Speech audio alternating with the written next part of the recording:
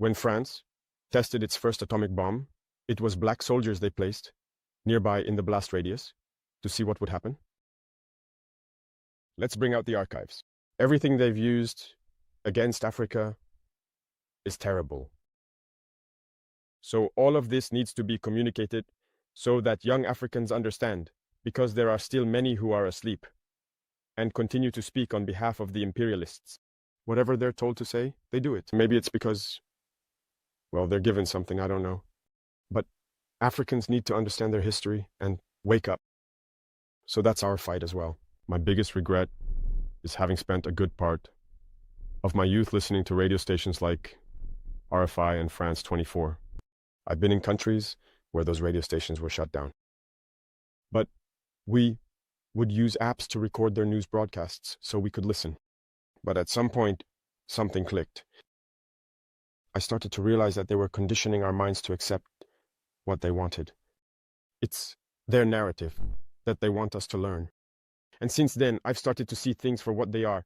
And I understood that what they're doing is very dangerous.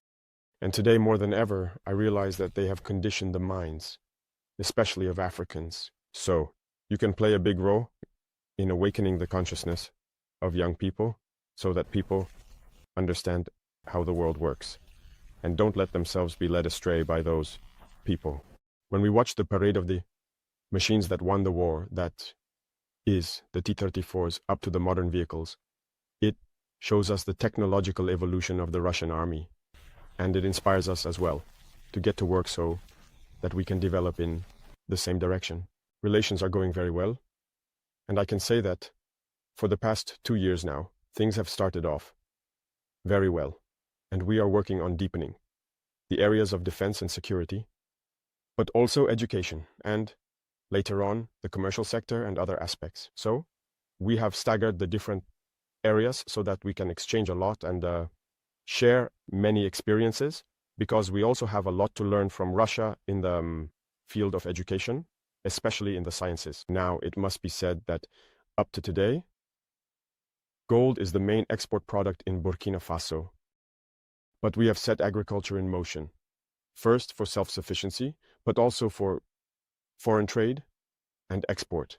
The terrorists are reinforced by many foreign fighters who come from elsewhere, who are not, in fact. If I take the case of Burkina Faso, there are many criminals in Burkina Faso, but they are not Burkinabe. There are also trainers who come from many countries to teach them a lot of techniques. But what is their interest? It's not really terrorism.